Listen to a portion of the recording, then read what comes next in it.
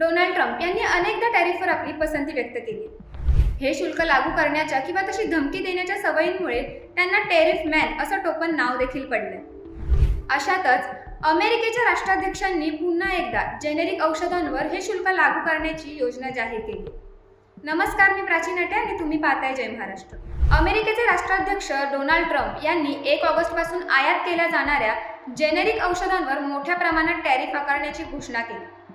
यावेळी ट्रम्प यांनी म्हटलं की 1 ऑगस्ट 2026 पासून अमेरिकेत आयात केल्या जाणाऱ्या सर्व जेनेरिक औषधांवर 2 वर्षांसाठी 0 टॅरिफ लागू आहे. त्यानंतर 1 वर्षासाठी हे शुल्क 100% आणि त्यानंतर 200% केले जाईल. ट्रम्प यांच्या या निर्णयाचा भारतावरती लक्षणीय परिणाम होण्याची शक्यता आहे. भारत जगभरातील देशांना जेनेरिक औषधांचा पुरवठा करतो, त्यामुळे भारताला जगाची फार्मसी असेही म्हटले जाते. अमेरिकेत वापरल्या जाणाऱ्या जेनेरिक औषधांपैकी जवळपास 40% औषधे भारतात बनवतात. मात्र ट्रम्प यांच्या घोषणेमुळे भारतीय फार्मा औषध कंपन्यांच्या शेअर्समध्ये मोठी घसरण होऊ शकते.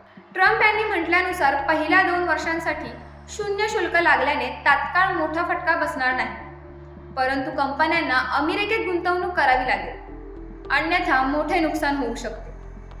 दरम्यान हा व्हिडिओ कसा वाटला ते आम्हाला नक्की कमेंट करून सांगा.